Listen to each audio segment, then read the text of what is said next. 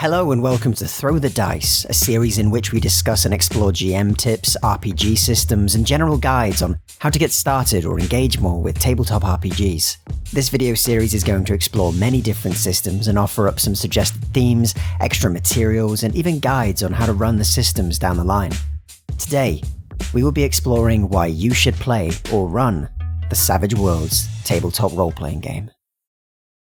The publisher of Savage Worlds, Pinnacle Entertainment Group, first released the Savage Worlds role-playing game after developing a tabletop wargame based on their Deadlands IP. Deadlands, The Great Rail Wars, was a small skirmish-based game that was published in 1997, years before the first edition of Savage Worlds was released. The simplified rule set that was utilized for the game was revised and converted into a simple, generic, but fully robust role-playing game system. This system would go on to be known as Savage Worlds. The Savage Worlds role-playing game would go on to be released in 2003, with the first edition winning the Gamer's Choice Award for the role-playing game category at Origin in the same year. The system would be released as a PDF ebook in 2004, with a print version the following year in 2005. After this, they developed more games, including a new Deadlands book for the Savage Worlds system, which was titled Deadlands Reloaded, and even a licensed game setting with the Savage World of Solomon Kane in 2007. Aside from these releases and other source books for the system, the Savage Worlds Explorers Edition was released as a small paperback version of the role-playing game and featured revised and even additional rules such as the chase system, also in 2007. The next major release after this, and the main topic of today's discussion, is the Savage Worlds Deluxe book, which was a larger hardback book that expanded on the rules presented within the Explorers Edition paperback. This book featured plenty of expanded rules and new content along with revisions to earlier editions of the game. Overall, this book had everything you needed to play the game and had plenty of choice and content for many types of games. Since the release of Savage Worlds Deluxe, there have been many settings and source books released around the system from Pinnacle themselves and other developers. I'll go into detail on these later in this video. Notably, in 2015, Rifts was converted to Savage Worlds through the use of additional sourcebooks that brought the world of Rifts to the Savage Worlds role-playing game. As of recording this video, there is currently an ongoing Kickstarter for the new Savage Worlds Adventure Edition book, which looks to be amazing so far. I would highly suggest going and checking this out if you're a fan of the system or even if you're new to it. I'll put a link in the description below so you can check it out yourselves. Pick up the Savage Worlds Deluxe PDF or hardback book and any of the additional source books you want that will fit the theme you want to run. Aside from that, you'll need a full set of dice, from a D4 to a D12 per player. This will become clear as to why as we move into how the dice and traits work in this game. In addition to this, bring one deck of playing cards and pencils, and notebooks as always. In Savage Worlds, your character's attributes are represented by 5 categories. Agility, which represents how nimble and dexterous your character is. Strength, which represents how strong you are and how hard you hit. Smarts, which is your intelligence and mental agility. Spirit, which is your wisdom and willpower. And Vigor, which is how physically tough and healthy you are.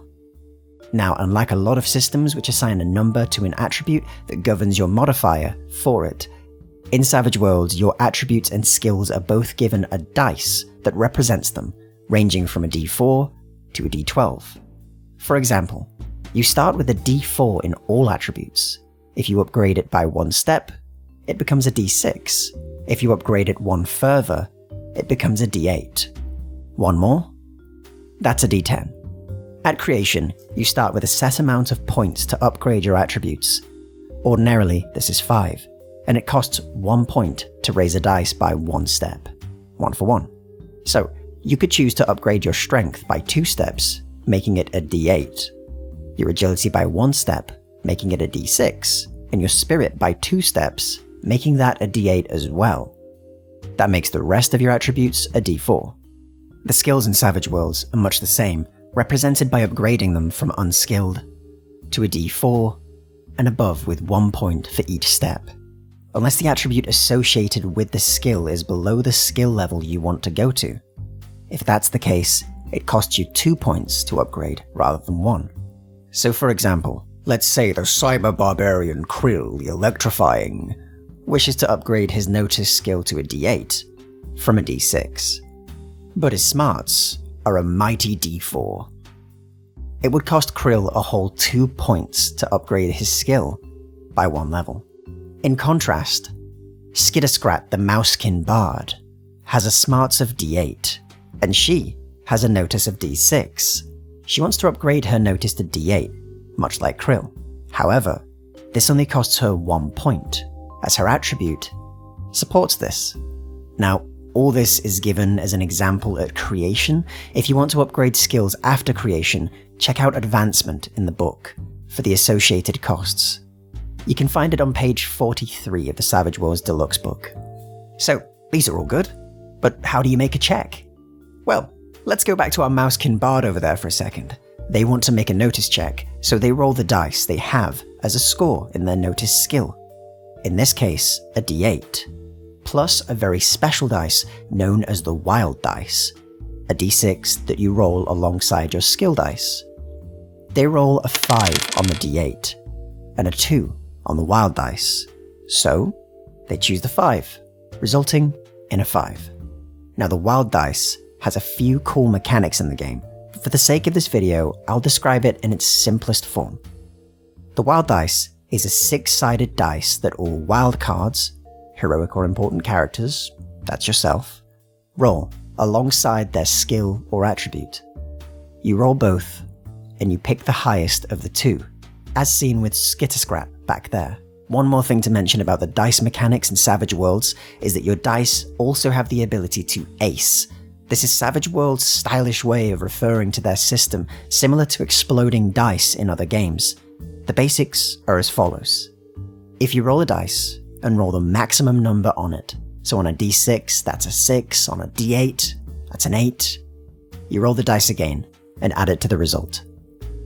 This can result in some insane situations and results, and is a brilliant mechanic. I have many stories about times that acing on a dice saved an entire campaign or character in a cool heroic moment. I might speak more about these sometime. Acing has many effects, from causing an attack to do more damage to succeeding in incredible ways at tasks that are nearly impossible.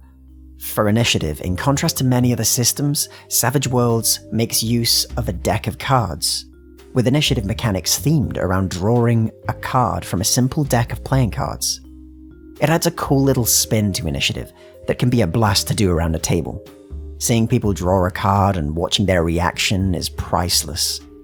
The basics are that the higher the card you draw, the higher your initiative is. There's so much to speak about when it comes to this system, and I don't want to spoil it all for you. The basics I've covered here, but many other things are there to look at in the system, such as the extensive lists of edges and hindrances, which are small features that are positive and negative about your character that give them a very unique and special feeling, to the use of bennies, which is a system in which you gain tokens per session, and the DM does too, which allow you to re-roll a roll. There is also an extensive and highly flexible powers system in the game, and many optional rules to mix and match up the tone and feel of your game that you're personally wanting to run. This is without even getting into the chase mechanics and the combat system, which is amazingly flexible, with the ability to make many different types of actions in one turn to string some really cool combos. Ultimately, the system is made to be general and universal, so it can be used and applied to almost any setting imaginable. There is a lot to say about Savage Worlds, and it's a system that I've been passionate about for years. But these basics should give you an idea of just how different and just how flexible the system is. Savage Worlds is a very accessible and highly customizable game. On the whole, I would say that the game isn't complex to get into or pick up. I fondly remember picking up the book and getting started with my new game within hours, having picked up the core rules and understanding the system presented easily. For newcomers to RPGs, I highly suggest this system, as it may seem a little confusing at first with the dice system, but once you read the page on the core mechanics, it all clicks in no time at all. If I had to give it a rating on complexity, I'd give it a 4 out of 10, for the fact that you can add complexity to it through additional mechanics such as injury tables, additional rules, and setting specific mechanics. just to make sure you get that feel of the game you want to run right. But on the whole, the system is really easy to pick up and play. Now this is where Savage Worlds really shines. The sheer amount of content for this system is amazing, with sourcebooks that add edges, hindrances, and additional items and mechanics for any setting you can think of. From sci-fi, be it gritty and realistic hard sci-fi, to over-the-top intergalactic adventures, to superhero games, fantasy, horror, mecha, military, supernatural, you name it, and you can run it. There are also tie-ins with specific universes, such as with Weird Wars, which offers a supernatural wartime universe, Deadlands, which offers a western setting with supernatural elements mingled in that can make for an amazing adventure setting, adding things like the ability to fan the hammer of your gun, 50 Fathoms, in which the whole world is flooded, which can lead to many different types of games, and The Last Parsec, a sci-fi setting with plenty to sink your teeth into. There's even a conversion for the Rifts role-playing game, which translates the world into Savage Worlds. These are only scratching the surface of the absolute library of books for Savage Worlds. I highly suggest checking out the Pinnacle Store. I'll link it in the description below, but they offer some packages where you can pick up the base book PDF for Deluxe and also add on other source books that you want from a large collection. I picked up Savage Worlds online as a hardback book years ago, and immediately was drawn in by the simple but very flexible system.